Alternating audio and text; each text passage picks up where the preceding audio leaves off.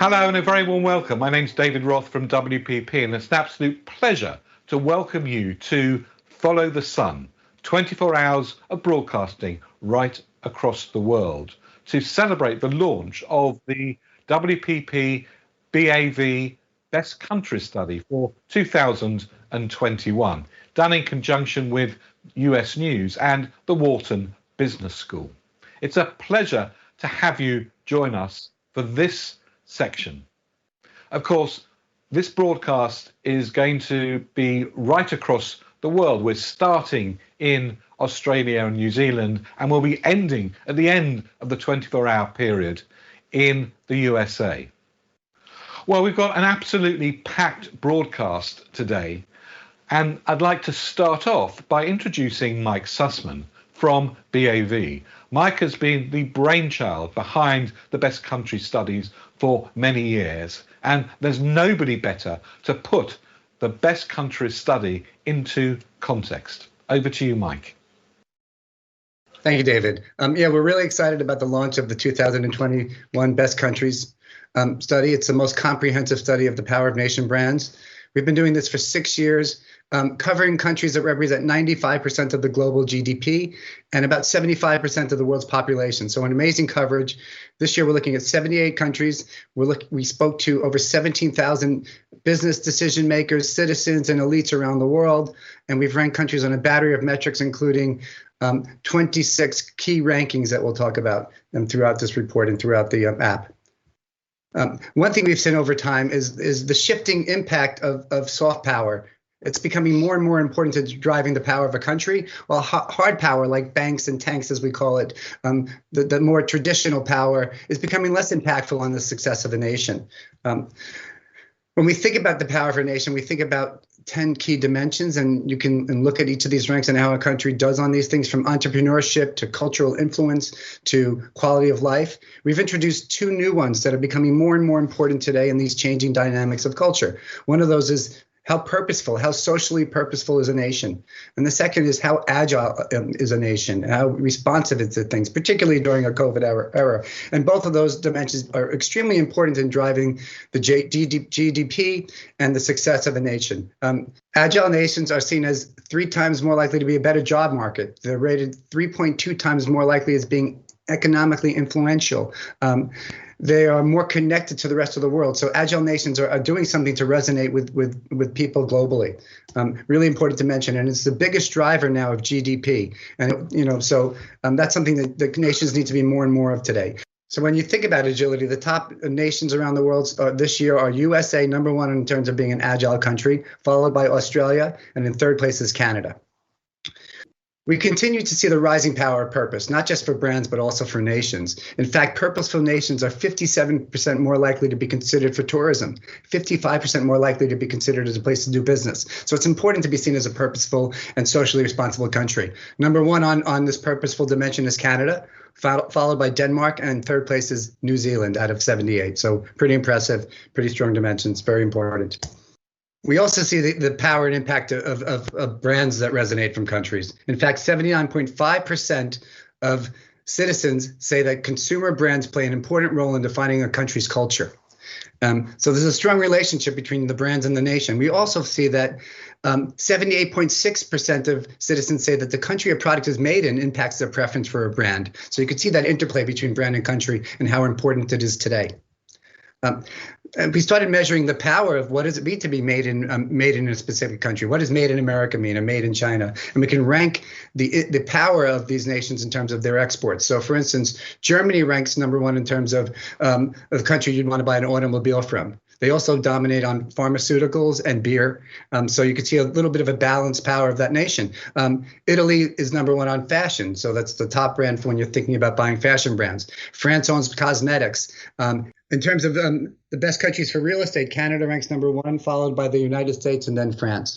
So overall, again, you can see how the building blocks of a nation affect its overall ranking. And we're excited to share some more details with you. Back to you, David.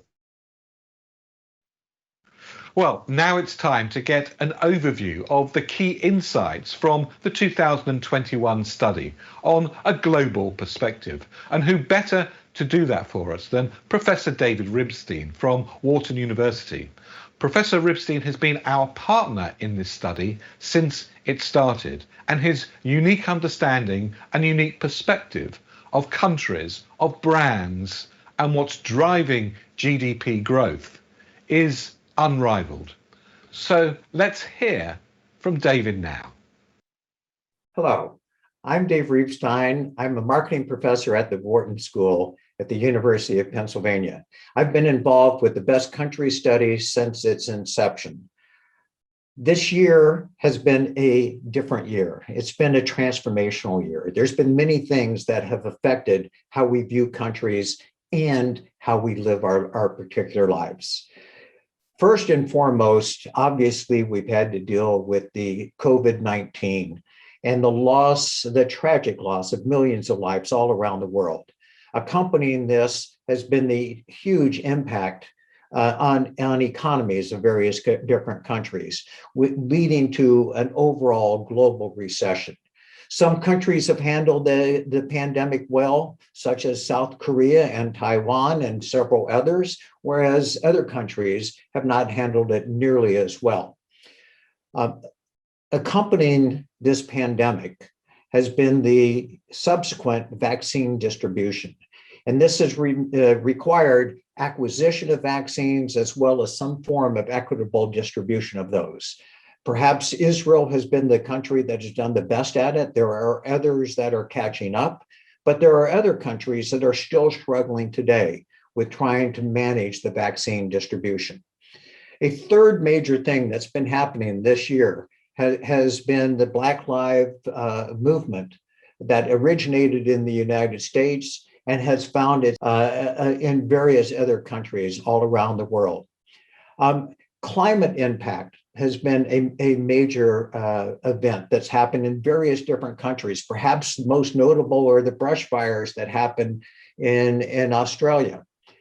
We've seen other events, such as the explosions that happened in the Beirut port, killing millions of lives. And of course, we could not ignore Brexit and the impact that's had on the British economy, as well as the economies of Europe. Many, many events have made this year an exceptional year. And it's part of what it is that we've all had to adjust to. Perhaps the greatest impact, of course, has been the pandemic.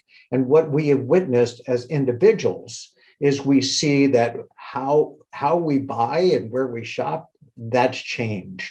How we work, many of us working from home, some of us not having jobs. So there's been a dramatic impact for individuals, where we eat and how we interact with family and friends, dramatically affected, and we've had to adapt. Businesses have had to adapt as well. And what they have had to do is how they connect with their customers has changed. Meetings have changed. The ability to have trade shows dramatically affected. The whole supply chain has been disrupted. And certain industries, such as the hospitality industries or the airline industry, have been dramatically affected, with sporting events being canceled throughout the world. So many, many industries have suffered as a result.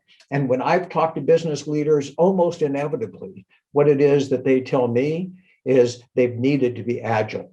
And it sort of is the buzzword that I hear from companies. But that's not restricted to just individuals and companies. Countries have had to adapt as well.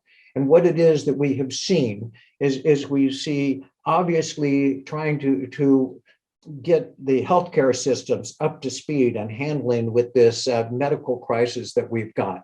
And getting medical supplies to the hospitals and to individuals has also been an issue.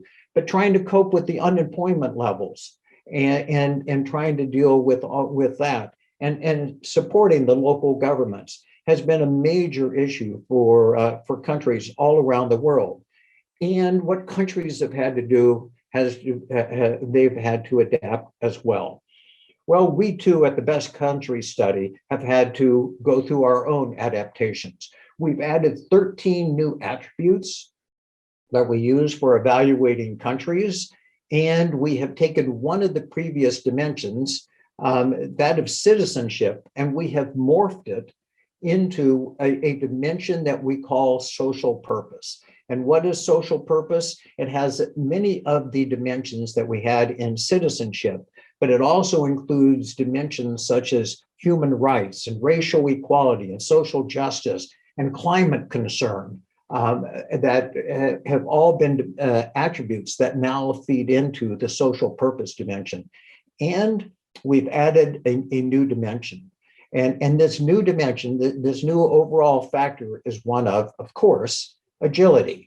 And what is it that we have feeding into agility? Our perceptions of countries in terms of their adaptability and in terms of responsiveness and how progressive they are and how modern they happen to be and how dynamic they are, all feed into this agility dimension. So with that said, let's take a look at the latest rankings that we have.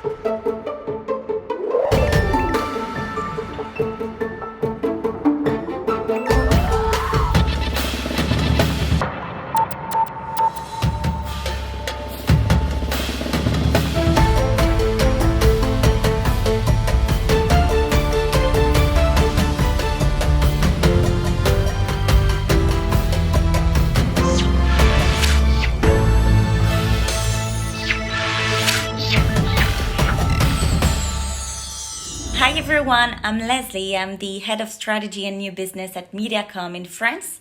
I'm representing this beautiful country today, a country that highly performs on influence in the Best Countries report. I have to say it kind of makes sense because we know that France has always been known for its influence on food, luxury, and last but not least, love. And I have to say, given the hard times that we're going through, love has become more important than ever for everyone, but also for brands, and creating deep, meaningful relationships with consumers has become highly essential. That's why we've conducted a study at Mediacom to understand the different types of relationship that a brand can create with their consumers.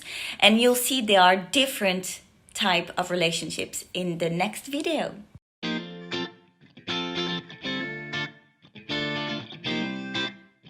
Alors le brand love, c'est un terme marketing utilisé par beaucoup de gens. On ne sait pas vraiment ce qu'on y trouve, on ne sait pas vraiment comment l'expliquer. Donc du coup, il a fallu qu'on réfléchisse à comment le faire différemment. Mediacom a contacté Kantar il y a un petit peu plus d'un an et nous a proposé de faire une étude approfondie sur le brand love. Alors ça fait plusieurs années chez Kantar qu'on suit cette mesure, mais plutôt sous un angle de l'intensité de la relation émotionnelle. Mais à aucun moment, ça nous permettait de faire un diagnostic de la marque en nous disant effectivement, l'attachement est plus comme ci ou plus comme ça. Donc on a eu l'idée effectivement de travailler cette notion. On a fait beaucoup de recherches empiriques, beaucoup de recherches qualitatives, quantitatives. Et on a fini par identifier 6 types de relations qu'on pouvait entretenir avec notre entourage. L'amour du conjoint, l'amour de son amant, le cas échéant, mais aussi il y a l'amour de ses parents, il y a l'amour de ses amis, l'amour d'un mentor qui va nous inspirer, voire de l'amour divin. Donc à partir de là, à partir du moment où on avait ces 6 types de relations, on a voulu tester 2 secteurs, l'automobile et les télécoms, et on s'est rendu compte que cette analyse elle faisait totalement sens parce que les résultats étaient bien discriminants. Sur l'auto, on est plutôt, et notamment l'automobile de luxe, on est plutôt sur de la passion, donc la relation type amant, alors que sur les télécoms, on est plutôt sur la relation type parentale. Cette démarche méthodologique, elle nous a permis de construire un outil qui s'appelle Brand Relations et qui, à date, nous permet de faire 3 choses. La première, c'est vraiment d'avoir une nouvelle clé de lecture des marques sous le spectre fondamental de l'humain qui reste le sentiment. Ce que ça nous permet de faire aussi, c'est d'avoir de se diagnostiquer en tant que marque par rapport à sa catégorie. Et puis enfin, le dernier point, c'est de pouvoir optimiser l'activation média des marques, puisqu'on peut, à date, effectivement, identifier quels sont les différents points de contact liés aux différents types d'amour que les marques objectivent, en tout cas. Donc on apporte vraiment quelque chose de nouveau par rapport à une problématique qui est très commune chez nos clients, qui est le brand love. Donc on a affiné cette mesure et on la rend opérationnelle puisqu'on va jusqu'à comprendre les touch points qui nous permettent de cibler des publics précis. Donc tout ce travail, il a duré 1 an et il est synthétisé dans un book que l'on va sortir prochainement qui s'appelle donc Les dessous des relations que nous entretenons avec les marques.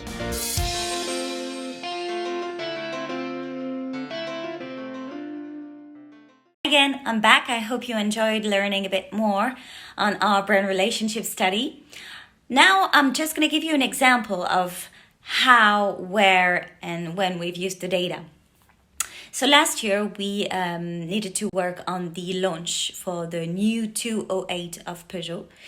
And so we looked at the data and we realized that actually the brand was very good at driving the mother/wife type of relationship, but it lacked a bit of desire. So we kind of thought that we needed to spice things up because the design was whole new, exquisite, and so we decided to play the lover relationship for the launch of this car, and you'll see what we came up with and what that looks like in the next video. I thought I had it all together, but I was led astray the day you walked away. Your feelings changed like the weather, went from clear to gray on that time of day. How can I go on with the love falling apart? Love's so hard to find when someone's on your mind.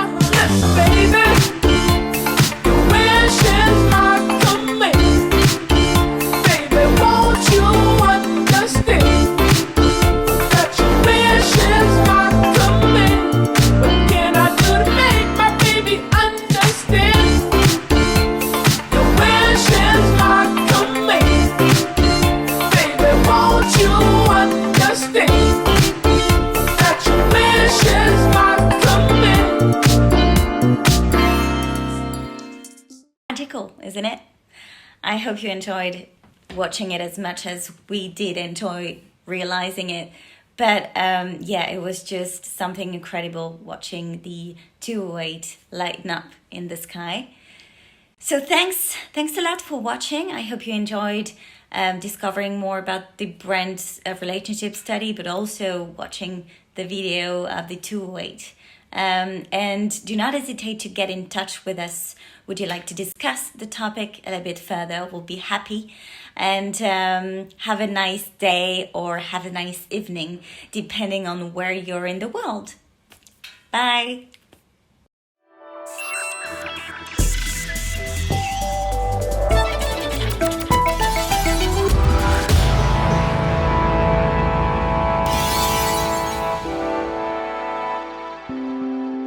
Well, thank you all very much indeed.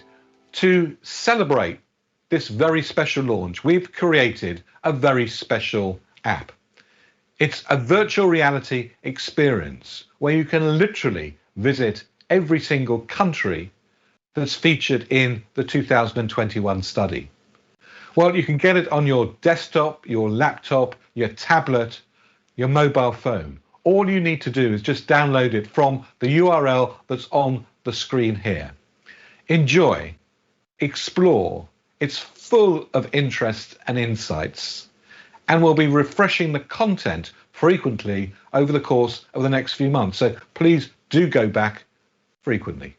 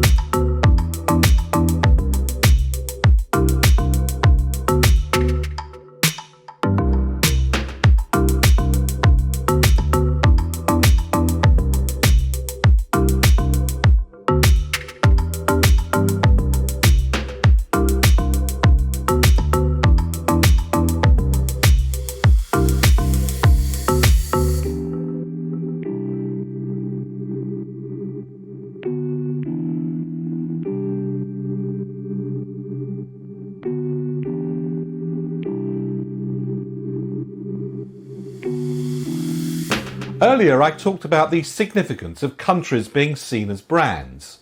This is being increasingly realised right across the world, not just by business leaders, but by governments at the most senior of levels. I caught up with the Prime Minister of the Netherlands and asked him how important he believes country brands are.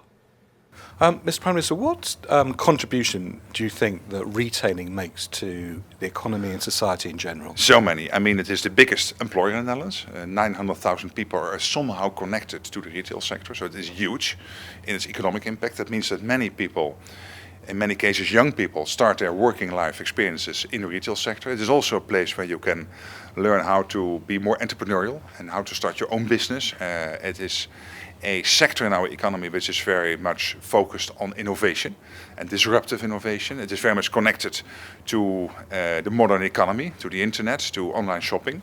So there are so many positives. And it's also a place where people come together. It's also a sort of community place. In some of the stores, people drink a cup of coffee, meet friends, and then buy some stuff. So it has many, many impacts on society. Mr. Prime Minister, you had a fantastic career at Unilever. You obviously know brands very well. Do you think country brands are as important as product brands? Oh, they're crucial. And what I found in this job is that the brand of Amsterdam, the brand of the Netherlands, the brand of Eindhoven, or the whole commercial area around cities like Zwolle and Amersfoort are crucial for our international standing. And the fact that you can bike to school as a child, that it's relatively safe here, that there are so many possibilities when you like sports or culture. And I really learned to brand that much more than we did already. One last question, Mr. Prime Minister. What advice would you give retailers today who are under a lot of pressure, under a lot of stress? Everything's changing very fast. Yeah, but still, at the same time, you are in a fascinating sector. So enjoy what you are doing. We live only once. This is the real thing. This is not the. So you have to make the best of it. And there are so many opportunities for good salespeople, for good businessmen and women, to make use of all those opportunities which are out there, and do realize that you play a very important part in societies. You are really part of society. Mr. Prime Minister, thank you very much indeed. Thank you very much. Thank you. Bye-bye. Okay, bye-bye. Bye-bye. Wow, I can't believe it. We've come to the end of our broadcast. We're almost out of time. I'd like to thank everybody who participated in today's broadcast. And just to remind you again, please do download the app and enjoy going virtually into every single one of our countries in this year's 2021 Best Countries Study. So from me, David Roth, thank you very much indeed. And Mike, thank you very much indeed as well. My pleasure. Feel free to reach out if you have any questions. Thank you. Well, have a great rest of the day. Thank you very much indeed for joining us. We really appreciate it.